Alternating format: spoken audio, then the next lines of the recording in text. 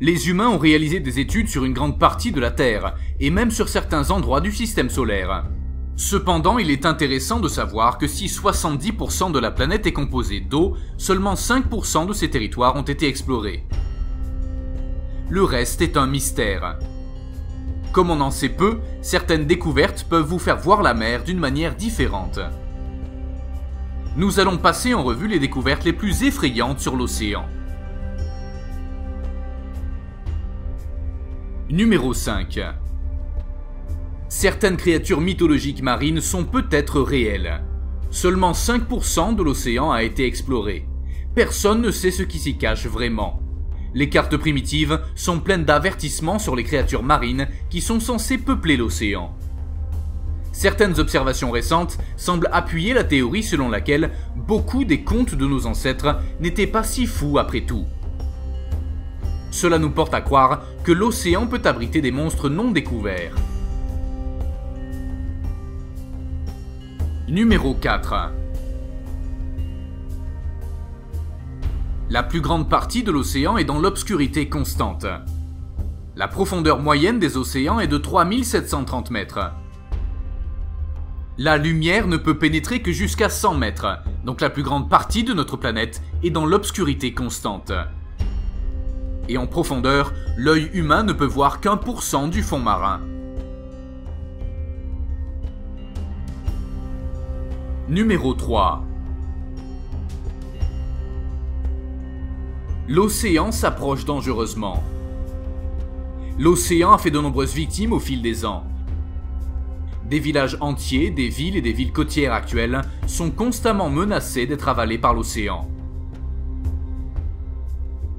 Cela s'est déjà produit par le passé car en 2001, un village a été découvert submergé dans la mer de Cuba, 650 mètres sous la surface. Le niveau de l'océan augmente à un rythme alarmant. Peut-être que dans un futur lointain, il y aura plus d'une Atlantide sous-marine. Numéro 2. Le point de rencontre du requin blanc. Il y a un endroit dans l'océan Pacifique appelé le Café du requin blanc où se rassemblent les grands requins blancs. C'est un désert, l'équivalent marin d'un désert. Il n'y a là pas de proie que le requin puisse chasser. Le plus intéressant, c'est que les requins restent ici pendant des mois. Mais le mystère ne s'arrête pas là. Dans la région, les requins ont un comportement tout à fait étrange. Bien qu'ils soient normalement des animaux solitaires, ils sont concentrés en grand nombre et restent proches les uns des autres. Personne ne sait vraiment ce qu'ils cherchent. La première chose que l'on a supposée, c'est qu'il s'agissait d'un rituel d'accouplement. Mais aucun acte d'accouplement ou de naissance de requin n'a jamais été vu. Et la zone est également visitée par des jeunes qui ne sont pas en âge de s'accoupler. Sans aucun doute, cette découverte est un mystère. Numéro 1. Une goutte d'eau de l'océan contient des millions de bactéries et de virus.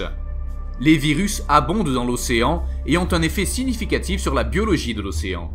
Selon une nouvelle étude, 1 millilitre d'eau de l'océan peut contenir 1 million de bactéries et 10 millions de virus. Mais la plupart d'entre eux sont inoffensifs.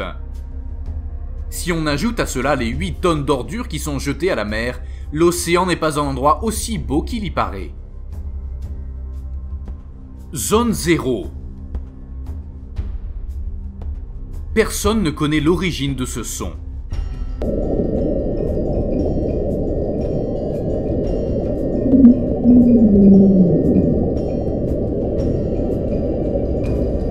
Le son le plus mystérieux enregistré dans l'océan est le bloop. C'est un son que beaucoup attribuent à certains tremblements de terre de glace sous-marine.